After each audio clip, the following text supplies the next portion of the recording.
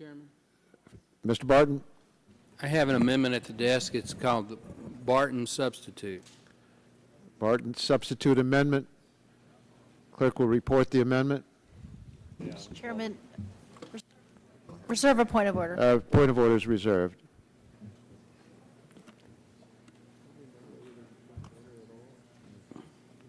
Substitute amendment offered by Mr. Barton of Texas. Mr. Chairman, I am going to ask unanimous consent in a minute to dispense with the reading of the amendment, but since we do have a speed reader, and I saw that he was practicing his speed reading, I would ask that we begin to read this amendment, but I promise you within 2 to 3 minutes I will ask to suspend the reading of the amendment.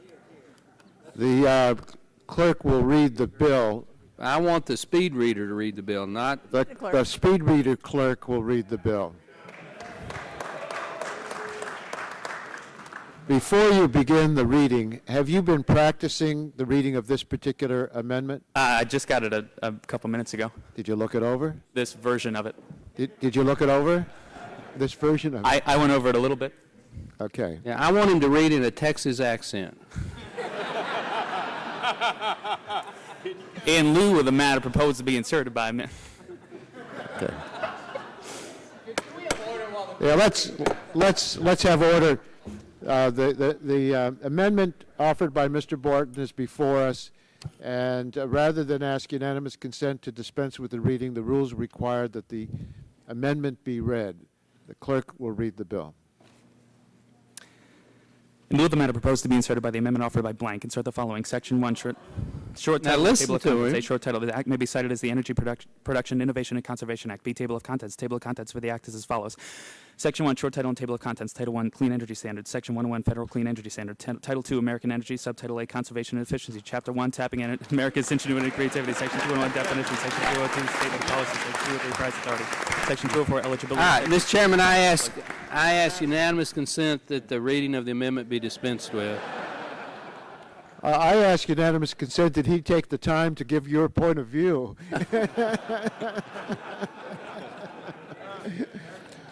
Without objection, the amendment will be considered as read, and the gentleman from Texas. What is your? Could you inform us? My name is Douglas Wilder. Douglas Wilder, and if anybody in the country wants to hire a speed reader, are you available? Yes. Just work. Bill's created one job.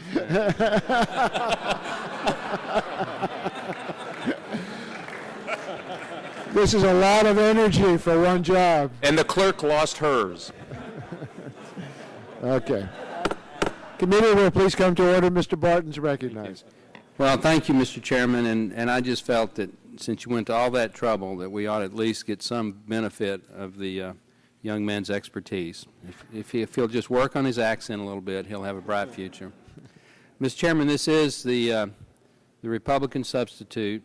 I want to say up front that it's not the substitute in its entirety. It is only those portions of the substitute that are germane to this committee's jurisdiction. So our production package and some of the tax sections are not in this substitute because they were not germane, and we didn't want a point of order on germaneness to be lodged against the bill. But it is comprehensive.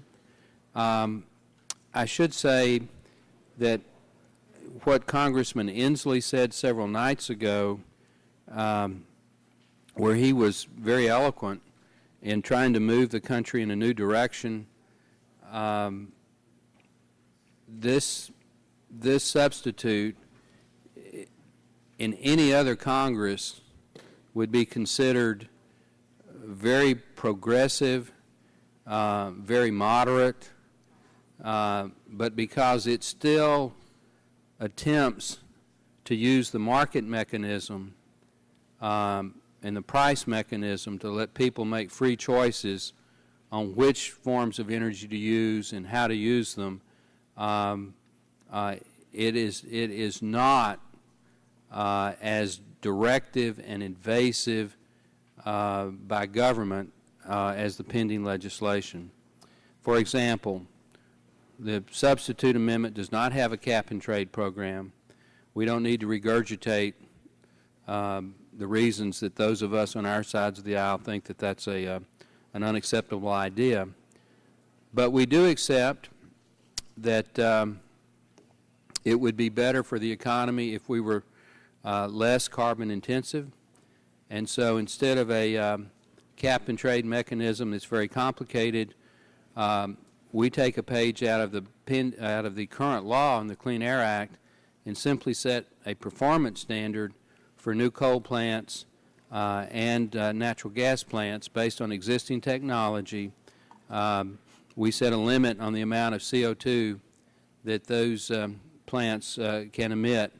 It starts for coal plants at 2,000 pounds per megawatt, and for natural gas plants at 1,100 pounds per megawatt. Those are both standards that can be met with existing technology, and over time those standards are decreased. The standards only apply to new plant generation. For existing plants, we create a tax incentive, although that is not actually a part of this amendment because it wouldn't be germane. But if you want to go in and retrofit an existing power plant and make it more efficient so that it meets or exceeds that standard that I just enunciated by at least 5%, then they would get accelerated depreciation. So we take a carrot approach. We set a standard on CO2 based on existing technology. We do include the voucher language on carbon capture, sequestration, and conversion, so that we do support the concept in the bill to do the R&D for CCS technology. But if a plant can meet or exceed these new standards, we use the incentives to move our older plants into the cleaner era. On the renewable electricity standard, we adopt the language where it's based on emissions. It's not based on some what I consider to be a political correctness test. So we do have a clean energy standard that includes hydro, it includes clean coal technology, it includes nuclear. We don't play games between old and new. It is what it is. If we want a less carbon-intensive economy, we want less emissions, we think a clean energy standard ought to encompass everything that's truly clean. We have a transmission siting title, which the current bill does not have. Now, my understanding is that Mr. Inslee is still working to try to come up with some sort of a transmission section that may be offered in the manager's amendment. I don't know if that's true or not, but the Republican alternative does have a transmission section. We try to do things that help in the direction that the authors of the pending legislation are trying to do, but we try to do it without negatively impacting the economy. We do have the Blackburn language on Massachusetts versus EPA. If I had to point to one of the major shortfalls of the existing pending bill that Mr. Waxman and Mr. Markey has put together, is that they don't exempt and don't repeal that court case. If the bill that's before us becomes law, you're going to have a double jeopardy situation where we have all of the statutory language in the bill, but we also have the regulatory approach because of the court case. And I don't think we ought to put the American economy into dual jeopardy. Gentleman's time has expired. Do you wish additional time? Can I have one additional minute? Without objection. I thank the gentleman. So just in summary, we have a domestic reforestation section. We do have Mr. Waldron's biomass language in our substitute. So it is comprehensive. It would work. I think it would be good law if it were to become law. For those that don't think the current bill in its current form is acceptable, I would ask that you sincerely take a look at this. And with that, Mr. Chairman, I yield back. Gentleman yields it back his time. The chair recognizes Mr. Markey. I thank the chair very much. The votes that we are about to take are the most important energy votes in a generation. In a few moments, we will choose whether or not to adopt the Republican substitute for the plan that we have had before us this week. Whether we want America to take the lead in developing the clean energy technologies that will reinvigorate our economy or continue falling behind further internationally. Whether we want to send a message to OPEC that we are finally serious about breaking our dependence upon imported oil, tired of sending Americans' dollars overseas. Whether we will curb the heat-trapping emissions that are threatening our planet or wreck our climate for future generations. The American people are overwhelmingly calling for a new direction.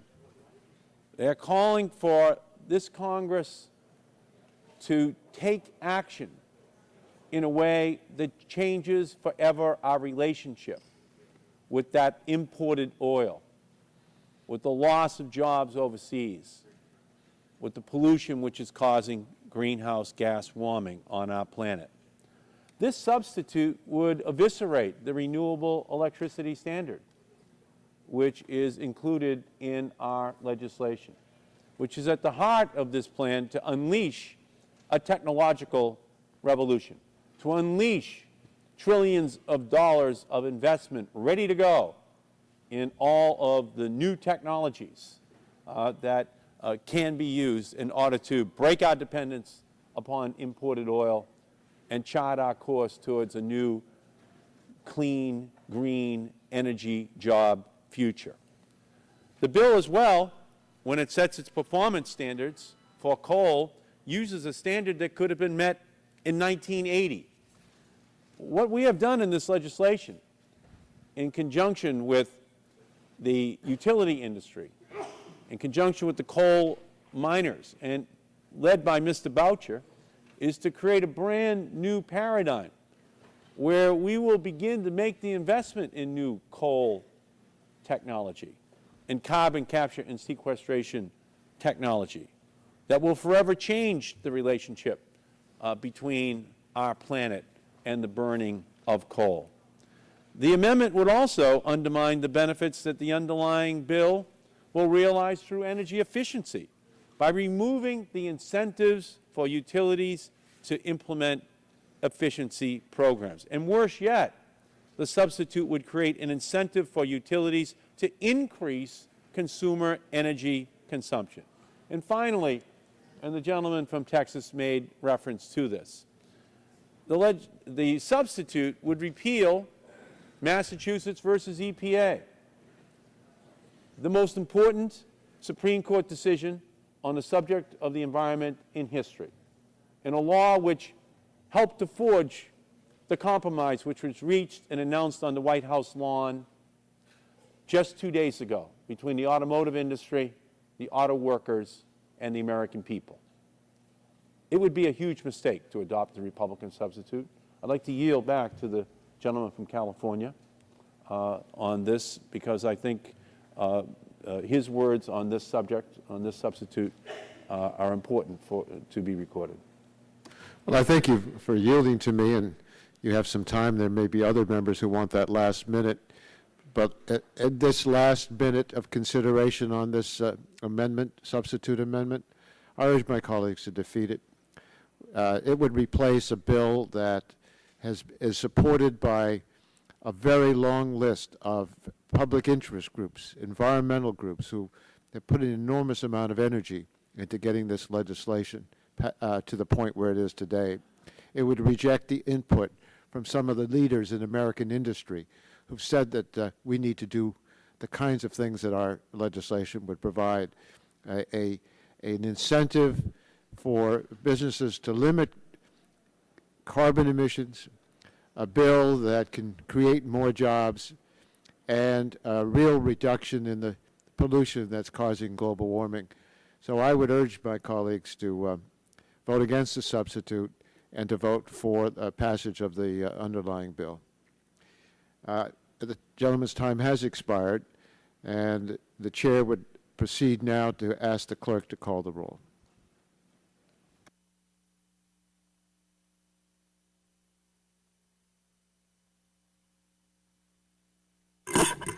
Mr. Waxman. Mr. Waxman votes no. Mr. Dingle.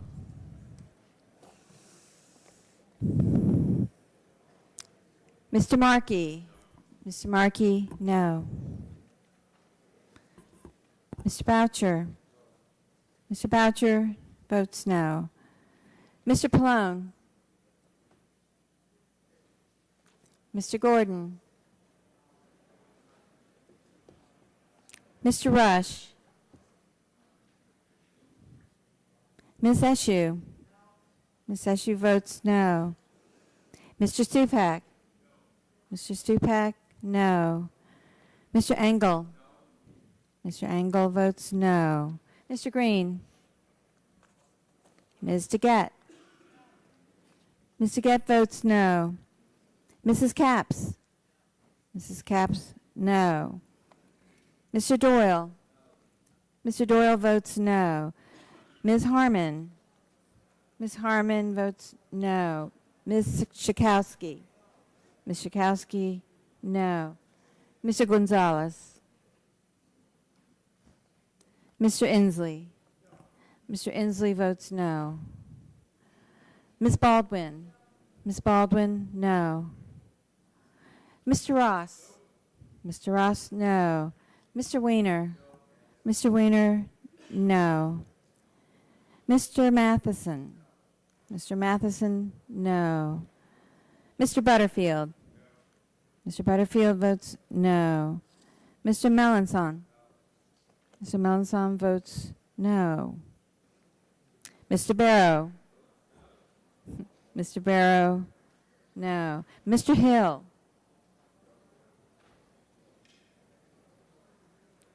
Ms. Matsui. Ms. Matsui, no. Mrs. Christensen. Mrs. Christensen, no. Ms. Castor. Ms. Castor votes no. Mr. Sarbanes. Mr. Sarbanes, no. Mr. Murphy of Connecticut. Mr. Space. Mr. Space votes no. Mr. McNerney. Mr. McNerney, no. Ms. Sutton. Ms. Sutton, no. Mr. Braley. Mr. Braley, no. Mr. Welch. Mr. Welch votes no. Mr. Barton.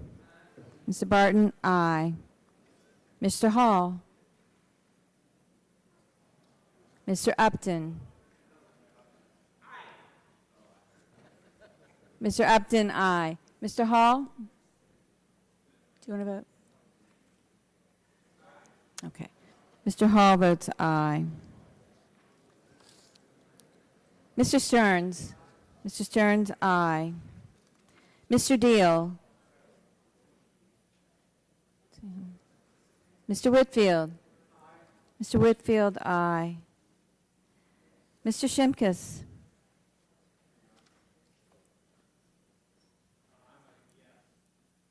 Mr. Shimkus, aye. Mr. Shadegg. Mr. Shadegg passes. Mr. Blunt. Mr. Blunt votes aye. Mr. Boyer. Mr. Boyer votes aye. Mr. Radonovich. Mr. Radonovich, no. Mr. Pitts. Mr. Pitts votes aye. Ms. Bono Mack. Ms. Bono Mack, aye. Mr. Walden. Mr. Walden passes. Mr. Terry. Mr. Terry votes aye. Mr. Rogers. Mr. Rogers, aye. Mrs. Myrick. Mrs. Myrick, aye. Mr. Sullivan. Mr. Sullivan, aye. Mr. Murphy, Pennsylvania. Mr. Murphy votes aye. Mr. Burgess. Is he here? Where is he? Mr. Burgess votes aye. Mr. Burgess votes aye. Ms. Blackburn. Ms. Blackburn, aye. Mr. Gingrey. Mr. Gingrey votes aye. Mr. Scalise. Mr. Scalise votes aye. Mr. Dingle. Mr. Dingle votes no. Mr. Pallone. Is he here? I'm sorry. Thought it was here. Mr. Gordon. Mr. Gordon votes no. Mr. Green. Mr. Green votes no.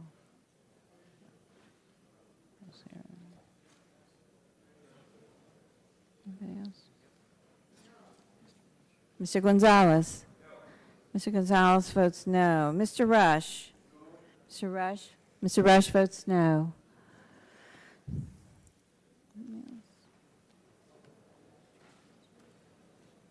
I think so. Yeah, she voted very softly. No? Ms. Harmon, you go.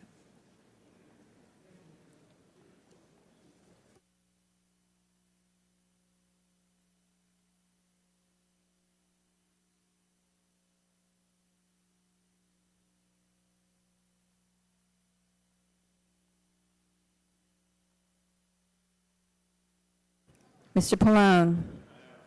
Mr. Pallone votes no.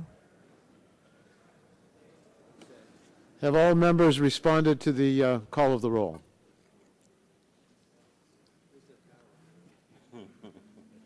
If so, see the clerk tallying the vote, and we'll have it announced as soon as that tally is complete.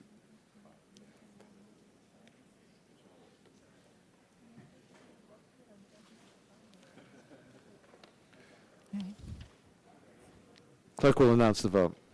Mr. Chairman, on that vote, there were 19 ayes, 35 noes, and 2 present, 2 voting present. 2 voting present. 19 ayes, 35 noes, and 2 present. 2 voting present. The amendment is not agreed to. Mr.